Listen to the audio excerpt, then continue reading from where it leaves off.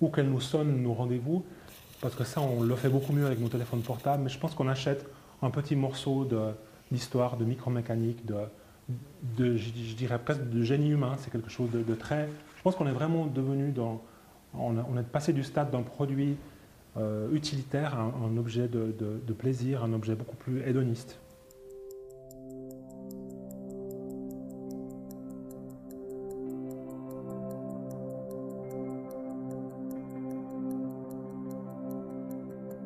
Another classic and highly advanced complication is the eternity calendar. In addition to the date, the watch also shows the day of the week and the month, without the owner having to set the watch according to the number of days in the month. Pour le mécanisme qui différencie le mécanisme du calendrier perpétuel, c'est que la complexité, vous devez avoir, pour indiquer la date juste pendant plus de 100 ans, d'avoir une roue qui fait un tour tous les 4 ans pour vous indiquer le 29 février.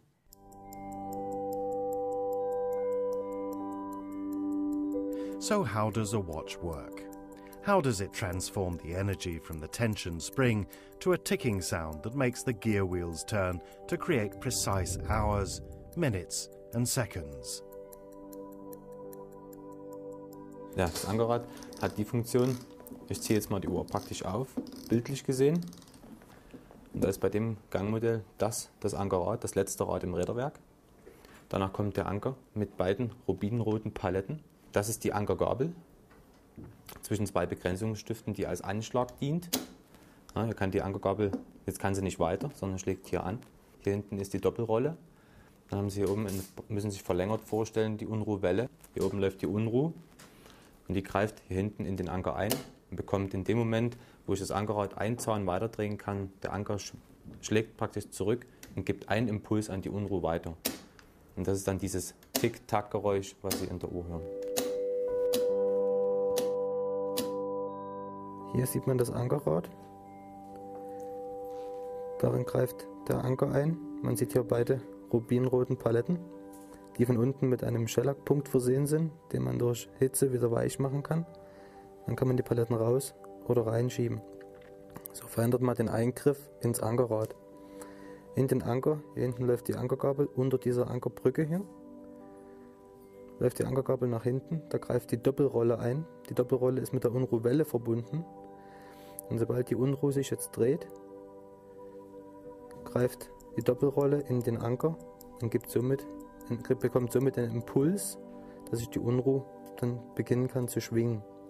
Hier oben sehen wir die Spiralfeder. Das ist der Unruhreif mit den Regulierschrauben.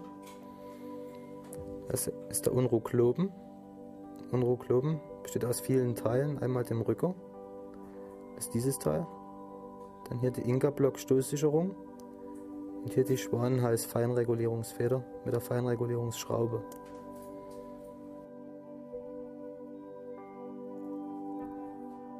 Every watch is adjusted separately. It's essential for the watch's precision that the balance is, well, in balance.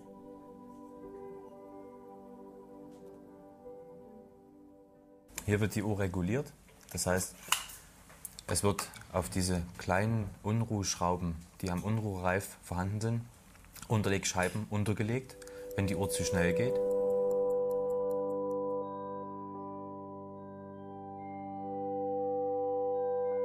The balance is adjusted with small weight discs. The microscopic disc changes the motion of the watch by 2 seconds every 24 hours.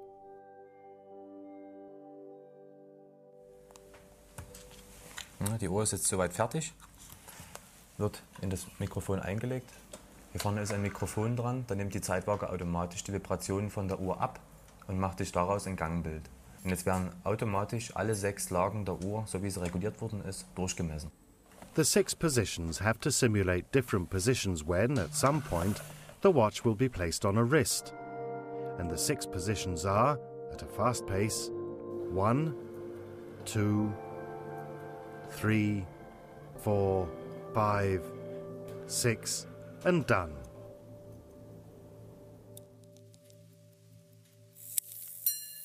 And now it becomes really complicated, at least for the watchmakers. The most advanced complication is to produce the fascinating minute repetition, the watch that plays the time using tones. Only very, very few watchmakers are capable of making a minute repetition. Dans les pièces qui sont aussi compliquées, vous avez les répétitions minutes. Les répétitions minutes étaient faites à l'époque où on n'avait pas encore l'électricité et que, disons, c'était relativement facile d'avoir sa montre, on armait et on écoutait, on savait l'heure qu'il était. Donc ces pièces, elles datent de cette époque-là. On a aussi quelques aveugles aussi qui sont possesseurs de ces pièces et qui les font fonctionner vraiment d'une façon vraiment utile. The minute repetition first strikes the hour, then the number of quarters with double strikes, and finally the minutes. That is 3 hours plus 3 quarters plus 6 minutes, 9 minutes to 4. The minute repetition gives rise to some peculiar constructions. Look at this beautiful sound box with resonating chords they made at Audemars-Piguet in order to hear the tones more distinctly.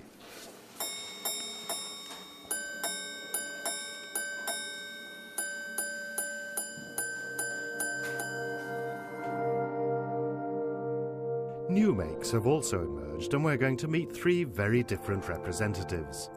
The interesting thing about the new watchmakers is that they try out completely new paths. This is the unique Haute-Lance. We're going to meet the wizard, a new star on the watch galaxy, F.P. Journe, and Anderson, a Dane who makes watches that don't quite look like all the others.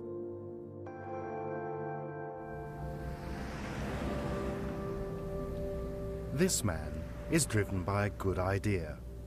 Guillaume Tétu is a watch designer.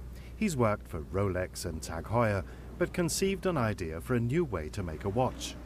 From then on, there was only one way forward, to start his own business and implement his dream of having his own make of watch, Haute-Lance. From the first idea to the creation of the brand, it takes 3 years. 3 years of brainstorming and a few months of discussion with our partners. And we lead the brand and the company in September 2004. So now it's 2 years ago. We have been delivering the first pieces just in October 2005. So now we have just 1 year of sales. And how many pieces have you made in 1 year? We have already made, or not already, depending on which way you want to show. We have already made around 175 pieces. The good idea, the new way of showing the time, is the whole idea of Haute-Lance. But first you have to learn how to read the watch. The hour pointer only shows whole hours. The minute pointer has a curved scale for reading the minutes. The magical moment is when the hour pointer jumps and the minute pointer sweeps from 60 to 0. This beautiful little micro-mechanical performance is designed for the owner to enjoy 24 times each day. People ask us in general, what a crazy watch or what a beautiful watch. So both of reaction. We're meeting Guillaume Tétu behind the wheel of his car for a reason. So far, Haute-Lance is only an office with 4 people. The watches and all the parts for the watches are made by freelance watchmakers in the town, and we're going to see one of the freelance watchmakers.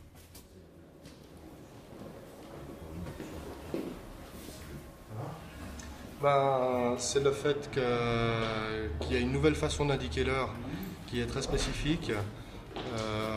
On ne rencontre jamais ces mouvements linéaires en horlogerie. Alors ça c'est un petit plus qu'on rencontre que chez Haute-Lance. En plus, il indique une façon complètement différente d'indiquer l'heure, chose qu'on n'a jamais vue jusqu'à aujourd'hui.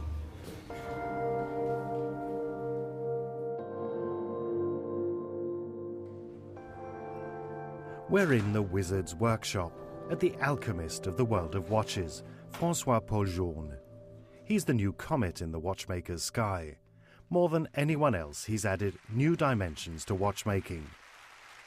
Journe won the finest award, the Golden Hand, at the annual award ceremony, the 2006 Grand Prix d'Horlogerie. Merci beaucoup. Journe received the Golden Hand for his watch, Grand et Petit Sonnerie, large and small ringing. Like a tower clock, it chimes every quarter. This makes 35,000 chimes per year, and that's new for a wristwatch. La grande sonnerie, c'est la complication horlogère la plus importante de l'histoire de l'horlogerie. Il n'y a pas une complication plus compliquée que ça. It took Journe 5 years to invent the watch, and he's taken out 10 patents in the course of the project. Mes montres sont très différentes de ce qui existe aujourd'hui dans l'univers de l'horlogerie, mais ma philosophie, c'est que l'histoire de l'horlogerie a 600 ans, et ces 600 ans ont une inertie, et je fais partie de cette inertie. Je ne fais pas des montres fashion ou des montres modernes comme on le voit dans des magazines ou chez d'autres commerçants, mais je suis dans la ligne inertielle de l'histoire de l'horlogerie. Journe is trying to add new ideas and details to watchmaking. Invenit et fecit, he writes on his timepieces, invent and execute. And this is precisely what it's about for Journe. Take, for instance, this resonance chronometer, a watch with 2 balance shafts and 2 faces. The interesting thing is that the 2 balances have no mechanical contact, but since they're placed close to one another, they adapt to each other and are completely synchronized. If you stop one and they fall out of step, it'll take about 5 minutes and they'll tick in sync again. Alors l'idée de montrer les marteaux, c'est que dans mon processus de fabrication des montres, quand j'ai commencé la ligne des montres bracelets, vous pouvez voir une chose qui existe en règle générale sur mes montres, c'est que toujours le cadran horaire est à droite de la montre. Pourquoi? Parce que quand vous portez la montre, si vous êtes dans une réunion, au lieu de relever tout le bras, vous pouvez lire l'heure en faisant dépasser à peine la montre. Voilà, par exemple, cette montre aussi, vous avez toujours l'heure à droite. Et puis, les phases de lune, la réserve de marche et le calendrier à gauche. Parce que ce sont des choses dont on a besoin moins souvent. As the only watchmaker in the world, Journe produces the clockwork in 18-karat gold. But actually, he stands out in every way. For Journe personally, this is natural since he's a master of the centuries-old craft. Il faut être un peu autiste, et vivre dans un monde qui n'existe plus. Au XVIIIe siècle, les grands horlogers ont fabriqué des montres, des horloges, parce qu'à l'époque c'était une science et c'était la seule façon d'avoir l'heure. Et bien moi aujourd'hui je fais comme si c'était la même chose. Je ne me préoccupe pas du temps moderne, je fais mes montres comme s'il n'y avait rien d'autre pour avoir l'heure aujourd'hui. Journe launched his own make in 1999, and in that brief time span he's managed to build a reputation as one of the most significant watchmakers of today. Si j'avais la chance de rencontrer quelques horlogers très importants du XVIIIe siècle, et qu'ils ressuscitent comme ça, et qu'ils soient en train de dîner ensemble, et qu'ils me diront « François-Paul, viens manger avec nous ». Voilà, donc on fait partie de la même famille. Ça, c'est mon métier.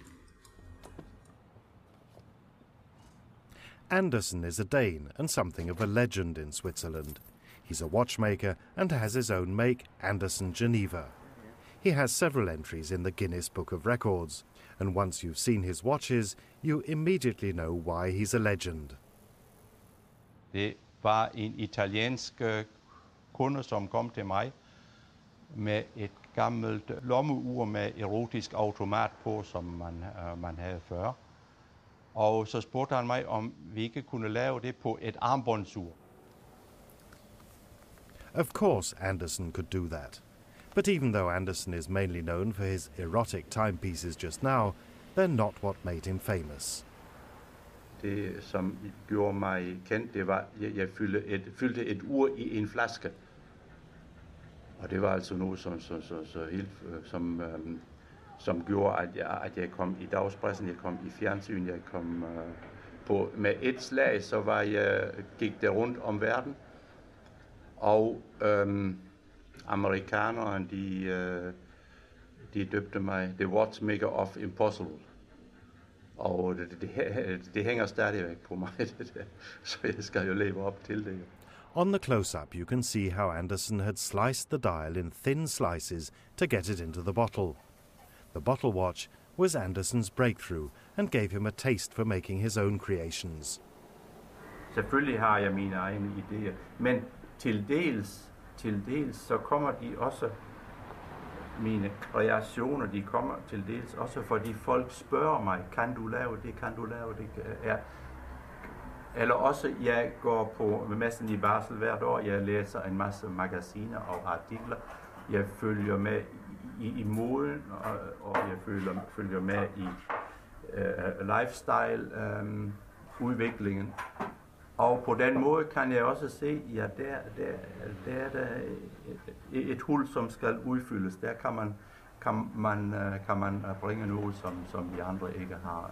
Thinking differently has become Anderson's speciality. This is why he's listed in the Guinness Book of Records, among other records, for the world's smallest watch with a calendar. Det er så lille, at man kan næsten ikke aflæse datoen på det, men det er altså verdens mindste kalenderur.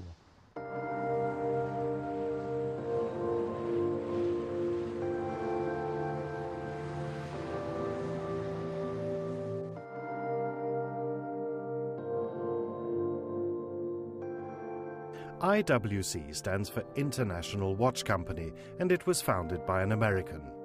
The special feature of IWC is underplayed design.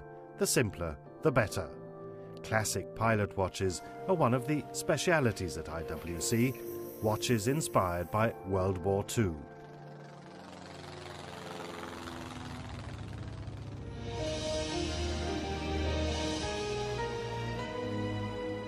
At that time, the pilot's mission was quite different than this commercial one from IWC. Okay, boys, I'll give you something to fight for. The enemy of watch designers during that period were magnetic fields. In order for the watches to be precise, the case had to repel the magnetic impact. Das war damals noch recht schwierig. Es gab noch nicht diese antimagnetischen Materialien. Und so hat IWC eine Pilotenuhr hergestellt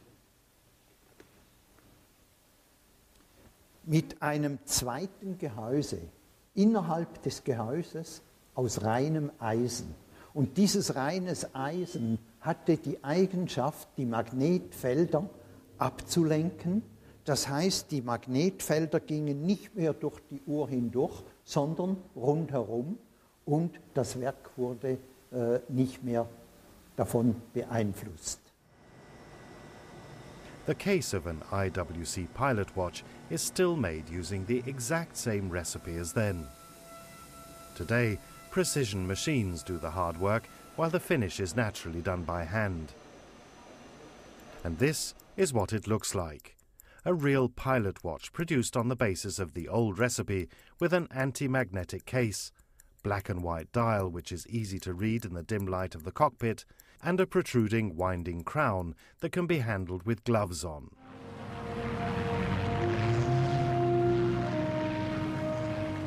The rest is dreams.